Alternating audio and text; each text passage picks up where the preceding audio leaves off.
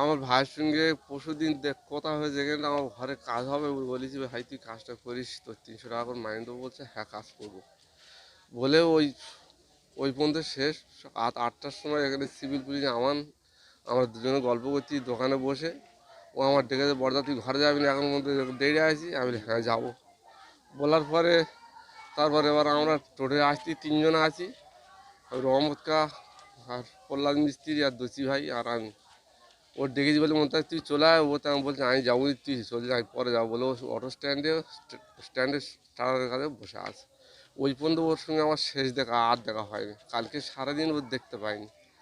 এবার কাজ করার জন্য মিস্ত্রি এসেছে, ওকে খুঁজে দিয়েছে এখানটা, তো ও দেখতে পাইনি। তা বলছি হয়তো কাজ করার ভয় তো হয়তো ঝুঁকি বলা, হয়তো কোথায় পাইলেছে কি কোথায় গেছে থাকে।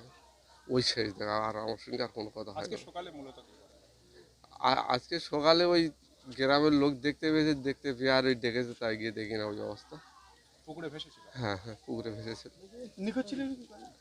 ওই কালকে সারাদিন ওকে দেখতে পাইনি। কালকে সারাদিন, পরশুদিন আধ 8টা পর্যন্ত রাইদি কাছারি দেখা হয়েছিল। ও আমার ডেকেছে ঘরে যাবি আয়। আমি যখন ডেকেছি ও তখন আর আসেনি, বল তুমি যাও আমি যাই পরে। তা কিভাবে এই ঘটনা ঘটতে পারে? বলতে পারছি না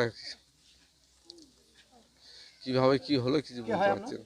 আমার মেজো ভাই, আমি বড়, ও আমার মেজো, আমরা 4 ভাই। আপনার নাম? আমার নাম এমতাজ, ওর নাম মুমতাজ।